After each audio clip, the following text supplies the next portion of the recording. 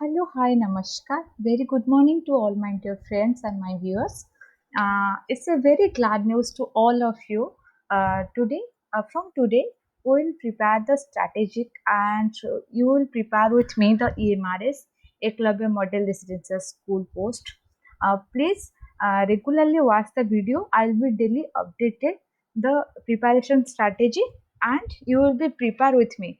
So don't worry, I will be come with you with all the preparation and I will definitely help you in your preparation and I hope I will add some more spice with this. So without wasting our time, please to start the video. Before starting the video, I would like to request all my viewers, my dear friends, please to subscribe my channel, share and like my videos. It needs a great effort and a great hard work for making this preparation strategy. Hope it will benefited to you somehow. It will benefited to you, and obviously without I don't add any miscellaneous things. Only focus on the strategic part. Only focus on the important part of Eklavya Model Residential School. So please watch till the end because if you skip the video, you don't understand a single bit. And तक video देखें और आपके preparation जो है उसको और भी ज़्यादा एनहांस कीजिए। तो प्लीज़ आज हम बात करेंगे करेंट अफेयर्स के बारे में, मैथमेटिक्स के बारे में और करेंट अफेयर्स का जो पोर्शन हम इम्पोर्टेंट है, जो पोर्शन हमारे लिए इम्पोर्टेंट नहीं है, और दूसरे बात हम बात करेंगे हिंदी के स्ट्रैटेजी के लिए। और हम आज से ही हिंदी का जो प्रिपरेशन है शुरू करते हैं। मैं हिंदी से ही शुरू करूंगी, उसके बाद एक दिन हिंदी और दूसरे दिन इंग्लिश, इसे एक एक दिन कर एक वीक में मैं सारे जो पोर्शन है उसका फंडामेंटल पोर्शन में कंप्लीट करूंगी पहले। दूसरे बात मैं जो अंदर के है जो सब्जेक्ट कंटेंट है उसके ऊपर जाऊंगी। तो please do watch the video till the end. Thank you guys, let's start the video. जो करंट अफेयर्स के पार्ट है which is very important part for us. The most important part is the subject matter which contains at least 80 marks. So basically you do focus on the subject content, and we all know those who are applying for their respective subject, those who are mastery or graduated from the subject, they have the command over the subject.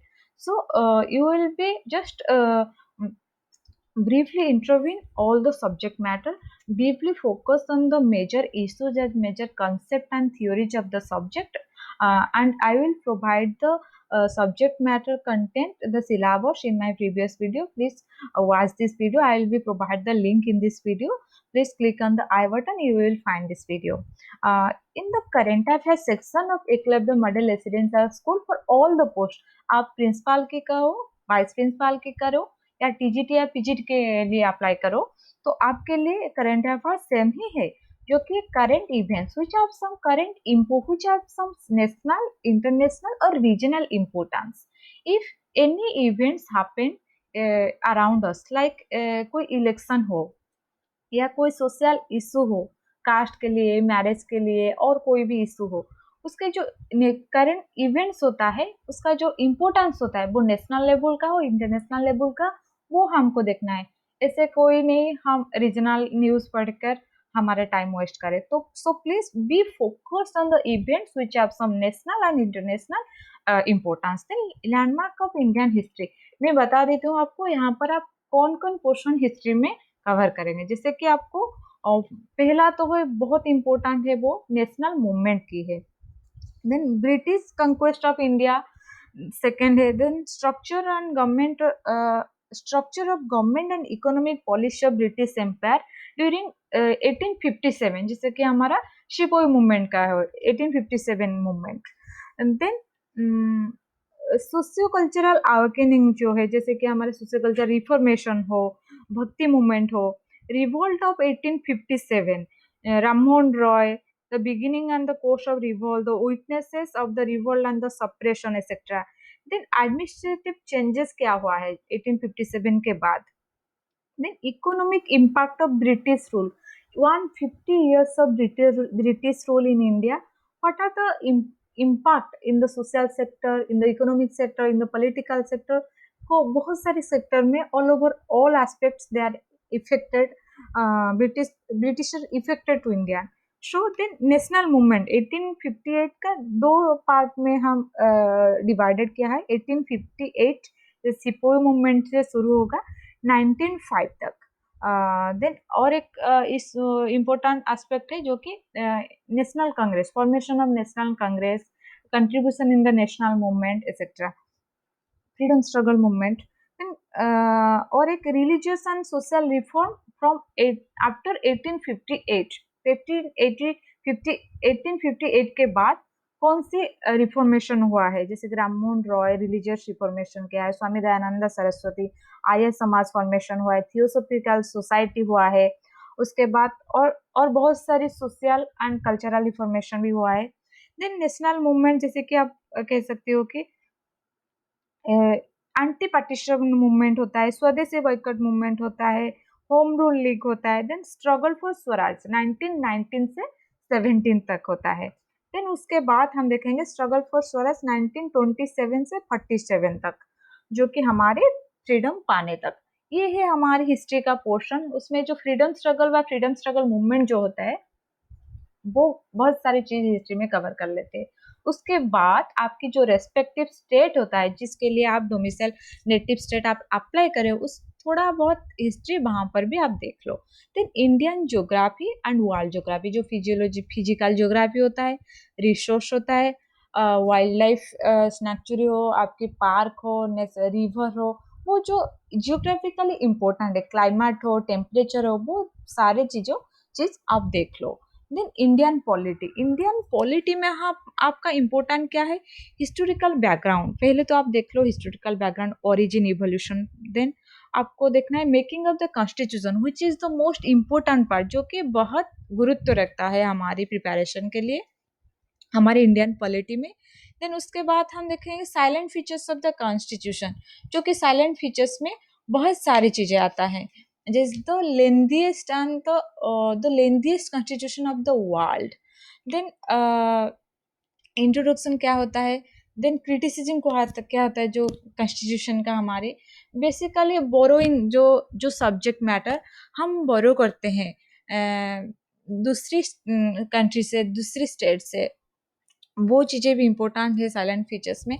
Then प्रीएम्बुल of the constitution, प्रीएम्बुल में क्या word है, particular word important क्या है, socialistic हो, democratic हो, ऐसे ये जो वर्ड होता है जो 42nd अमेंडमेंट में ऐड किया हो, वो चीज़ों आप थोड़ा सा देख लीजिए, वो बहुत इम्पोर्टेंट रहता है. दूसरे बात सिटीजनशिप देख लो, फंडामेंटल राइट्स भी है, डीपीएस भी, जैसे कि directive principle of state policy है, फंडामेंटल ड्यूटीज भी थोड़ा सा देख लो. जो अमेंडमेंट देखना कि जो amendment which is related to the educational policy, educational reformation, betterment of SC ST और एनी रिजर्वेशन पॉलिसी, वो अमेंडमेंट आप थोड़ा सा देख लो. गवर्नमेंट का सिस्टम जो थोड़ा सा parliamentary system, federal system, centre state relation, interstate relation, ये चीज़ थोड़ा सा देख ले. जो भी कोई पॉलिसी न्यू स्कीम्स होता है एजुकेशन के रिलेटेड, वो भी इम्पोर्टेंट होता है आपके लिए. देन इकोनॉमिक्स के लिए कि बेसिक स्ट्रक्चर इकोनॉमिक्स क्या है, एलपीजी मॉडल क्या है, liberalisation, globalisation and privatisation model क्या है, सस्टेनेबल डेवलपमेंट क्या है, इकोनॉमिक डेवलपमेंट क्या है, पैरामीटर्स क्या है, ये जो चीज़ें होता है इकोनॉमिक्स में वो इम्पोर्टेंट होता है. कॉन्स्टिट्यूशन तो हम कवर कर लिए. स्पोर्ट्स रिलेटेड न्यूज जो होता है जो कि इम्पोर्टेंट है, जैसे कि ओलंपिक का हो, नेशनल लेवल का कोई स्पोर्ट्स को, ये जो स्टेट लेवल का कोई स्पोर्ट्स को, वो चीज़ आप देख लीजिए. इंडियन आर्ट एंड कल्चर की जो चीज़ है वो थोड़ा बहुत हमको देख लेना है, क्योंकि वहाँ पर भी क्वेश्चन आ सकती है जी, क्योंकि ये करंट अफेयर्स और करंट इवेंट के लिए है, जनरल नॉलेज के लिए है. एवरीडे साइंस, जो भी बेसिक साइंस होता है, कोई भी एनसीईआरटी का हो या कोई भी एक 8 9 या 10th के लेवल की साइंस सब्जेक्ट हो, साइंस पेपर हो, उसको उठा लो. आप एक कंप्लीट बेसिक आइडिया ही, फंडामेंटल आइडिया हो जाए, उसी के दौरान फ्रीडम एवरीडे साइंस कवर कर लीजिए. या कोई भी एक छोटा सा बुक खरीद लो जो कि एमसीक्यू हो फ्रीडम एवरीडे साइंस का, वो भी आप कवर कर लीजिए तो वो हो जाएगा. साइंटिफिक रिसर्च, कोई भी रिसर्च हुआ है इस दौरान हमारे एग्जाम के 1 साल के अंदर, तो वो भी हमारे लिए इम्पोर्टेंट है। नेशनल इंटरनेशनल ऑर्गेनाइजेशन, जैसे कि हम कहें इंटरनेशनल मॉनेटरी फंड हो, वर्ल्ड ट्रेड ऑर्गेनाइजेशन हो, यूनाइटेड नेशंस ऑर्गेनाइजेशन हो, हमारे ये जो ऑर्गेनाइजेशन सारे हैं जो कि internationally have some importance and they have nationally impact. तो उसी सब ऑर्गेनाइजेशन को आप थोड़ा सा उसका फॉर्मेशन, उसका काम क्या है, objective, year of establishment, chairman, president, secretary, ये सब चीज़ आप देख सकते हो। एनवायरमेंट रिलेटेड जो कि पॉल्यूशन हो सकता है, कोई एनवायरमेंटल न्यू लॉ पास हुआ है, कोई एनवायरमेंटल रिलेटेड कोई कॉन्स्टिट्यूशनली चीज हुआ है, वो चीज इंपॉर्टेंट है, या कोई एनवायरमेंटल रिलेटेड इशू हुआ है, देन इंटर मूवमेंट भी इंपॉर्टेंट है एनवायरमेंटल रिलेटेड। इंटरनेशनल न्यूज थोड़ा बहुत जो कि बहुत इंपॉर्टेंट, जैसे कि अमेरिका का प्रेसिडेंट इलेक्शन हो, कोई भी ऐसा ही कोई इंपॉर्टेंट न्यूज है तो इंटरनेशनल न्यूज आप देख सकते हो। नेशनल इंटरनेशनल डे, जो डेज हैव सम इम्पोर्टेंट, जैसे कि हमारे डे होता है international drug abuse and illicit trafficking day, जो कि जून 26 को है। आसपास ही एग्जाम के वो आ सकते हैं, और फिर बहुत सारे डेज है वो आप देख सकते हो। देन हमारी new scheme and policy which is most related to our education. कोई भी स्कीम हो आप ऐसे ही नहीं पढ़ना है, हमको टाइम बर्बाद नहीं करना है। We should focus on the particular scheme and policy which is related to our education. It might be the primary education, it might be the secondary education, might be the higher education or research oriented education. The national education policy, which is the most important part for Eklavya model residential school preparation. कोई अभी जो national policy हुआ है 2020 का, वो national policy को आप पूरा ही पढ़ लो, क्योंकि it's contains the most important thing which might be come in our examination. Then current affairs section is over. If anything you need to add, please add, but don't drag the list. Just confine the list within these 16 points and you can prepare accordingly. Then reasoning, reasoning में चीज़ें होता है बहुत सारी, हम कुछ कुछ जो इम्पोर्टेंट है वो चीज़ हम लिए। देखिए अल्फ़ाबेटिकल और नंबर सीरीज होता है, कोडिंग डिकोडिंग होता है, एनालॉजीज होता है, मैथमेटिकल ऑपरेशन हो जो कि 10th लेवल तक हो, रिलेशनशिप हो, सिलोजिज्म हो, jumbling, Venn diagram, data interpretation, sufficiency, decision making हो, सिमिलैरिटी एंड डिफरेंसेस हो, एनालिटिकल रीजनिंग हो, क्लासिफिकेशन हो, डायरेक्शन हो या आर्गुमेंट, ये जो 16 चीज़ें होते हैं, ये चीज़ें आप रीजनिंग में फॉलो कर सकते हो। कोई भी रीजनिंग का बुक लो या प्रिपरेशन करो, आप अगर आप चाहते हो कि मैं रीजनिंग का आपको कोई भी प्रिपरेशन स्ट्रैटेजी बताऊं, कोई भी एक फंडामेंटल सेशन लूँ, तो आप मुझे कमेंट बॉक्स में ज़रूर कमेंट कीजिए, मैं ट्राई करती हूँ आपके लिए वो बनाने के लिए। तो हमारा जो इम्पोर्टेंट पॉइंट है आज की हिंदी का प्रिपरेशन, जो डे 1 प्रिपरेशन नंबर सीरीज 1 शुरू होता है, वो आज ही शुरू होता है। वो हिंदी में हम क्या क्या कवर करते हैं, वो जो सारे लोग टीजीटी पीजीटी के लिए हम प्रिपरेशन कर रहे हैं, वो हिंदी और इंग्लिश कंपलसरी है। इंग्लिश का जो सिलेबस और प्रिपरेशन मैं बाद में लाऊंगी, पहले मैं हिंदी शुरू करती हूँ हिंदी से।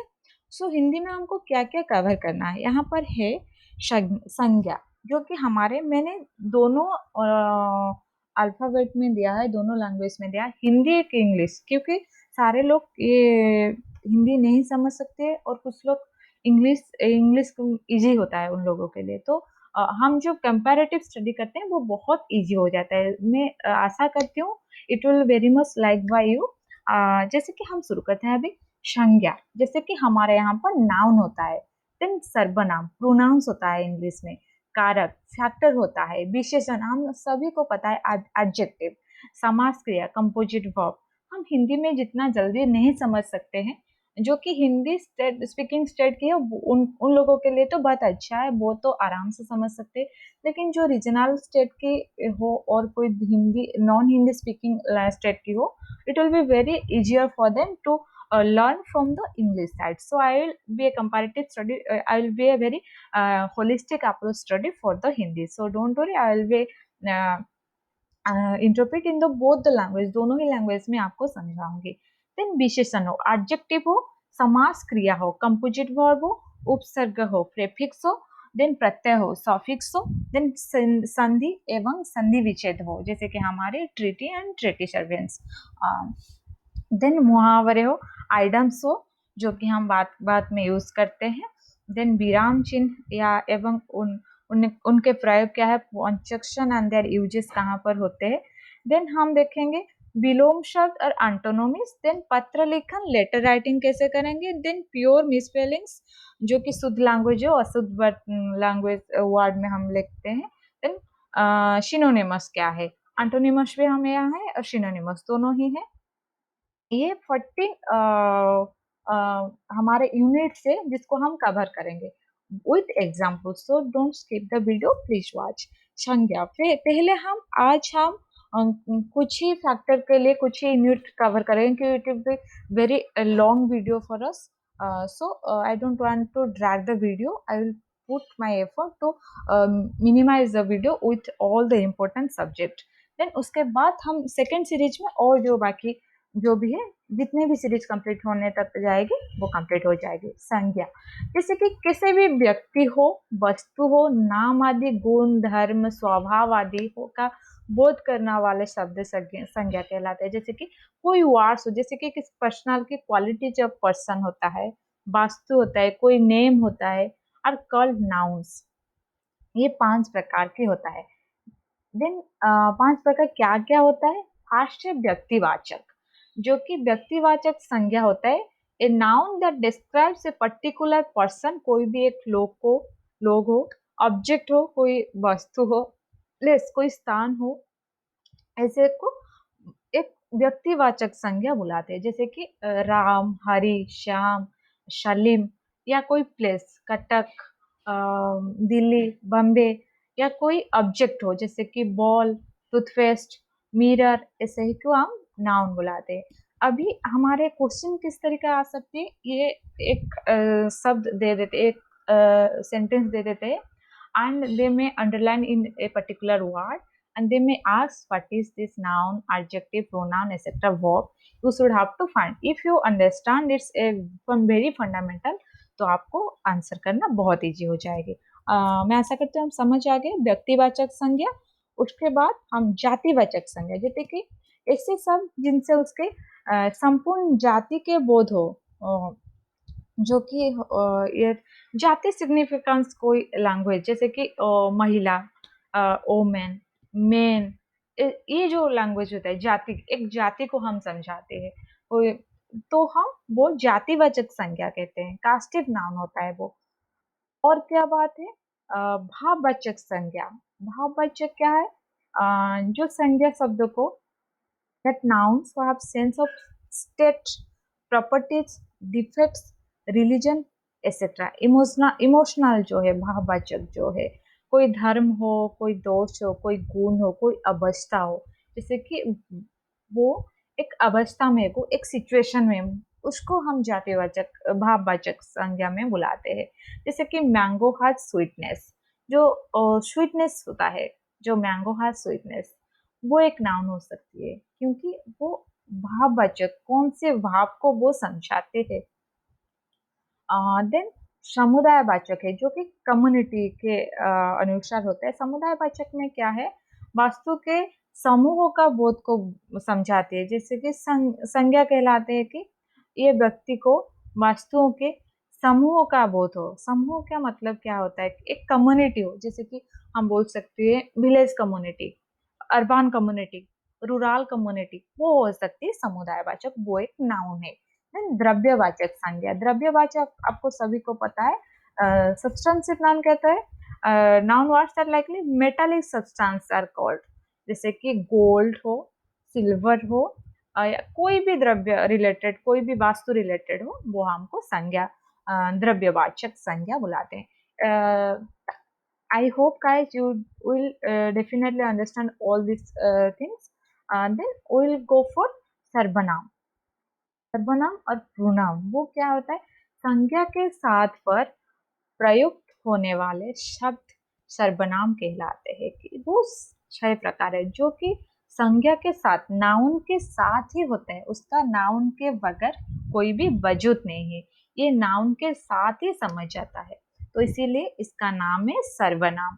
Words used in place of noun are called pronoun, जो कि नाउन के बदले में हम व्यवहार करते हैं। जैसे कि राम, राम के बदले में हम व्यवहार करते हैं Ram is going to play football. No, he is going to play football.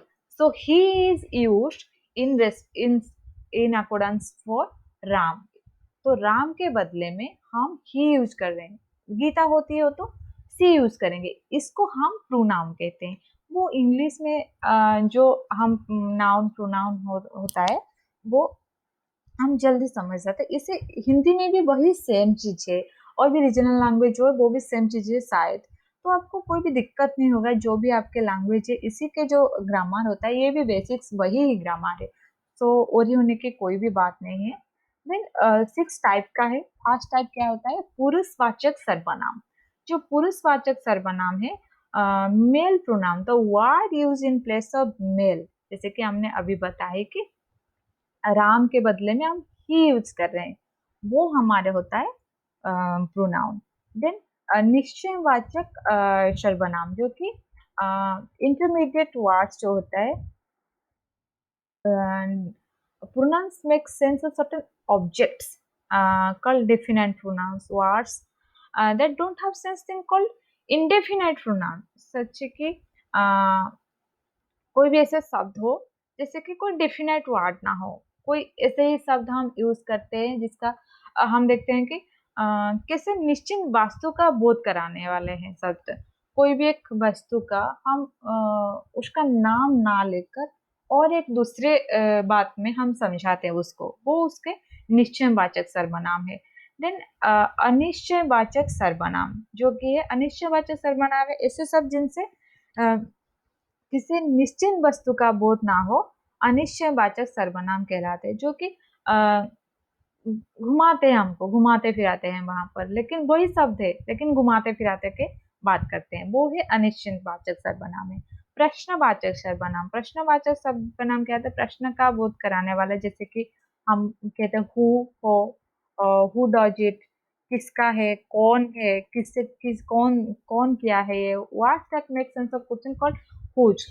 You are asking a question, आप एक कोई प्रश्न ही पूछ रहे हो, वो जो लगाते हैं हु है वहां पर, कोई गीता हो, राम हो, श्री सलीम हो, राम और कोई भी हो, उसके बदले में हम हुम लगाते हैं या हु लगाते हैं या हुस लगाते हैं, वो होता है इंट्रोगेटिव प्रनाउंस और प्रश्नवाचक. देन संबंधवाचक. कोई रिलेशनल हो या जैन प्रोनाउन हो, जैसे कि कोई संबंध हो इसी के साथ, रिलेशन हो, संबंध प्रकट करने शब्दों वालों को वाचक को हम सर्वनाम कहते हैं. क्योंकि राम हमारे अंकल है, तो अंकल जो शब्द होता है वो है संबंधवाचक सर्वनाम. देन जॉइंट प्रोनाउन जो है निजी वाचक जो रिलेशनल प्रोनाउन है, तो रिलेशन कल रिलेशन प्रोनाउन. सॉरी, ये जो जॉइंट वाचक है कोई किसी को जॉइन कर रहा है, हूएवर, एवरीवन, एवरीवन जो फैक्टर होता है वो है जॉइंट प्रोनाउन. दोनों चीज को या कोई एक ग्रुप को वो जोड़ता है, वो एक ग्रुप में प्रकट करता है, जोड़ता है उसको, तो हम उसको संबंध जॉइंट प्रोनाउन कहते हैं व संबंधवाचक कहते हैं. रिलेशनल प्रोनाउन और निजी वाचक सर्वनाम. तो निजी वाचक है real relation are called relational pronoun, वो भी तो सेम ही है. देन कारक. हम कारक एक दूसरे सीरीज में हम पढ़ेंगे, एक दूसरी सीरीज में हम उसको प्रेजेंट करेंगे. So hope guys you are enjoying this chapter, you are getting benefited from this chapter, you do understand very well. And if anything misplaced or anything misunderstood, please do comment, please do write in my comment section in this video. You will find I will answer definitely to all your question and try to solve this, and I will come with next video with the sarvana or sham and samas. Please do watch the channel videos and do subscribe my channels, to like, share my videos. Thank you so much. All the best wishes for this.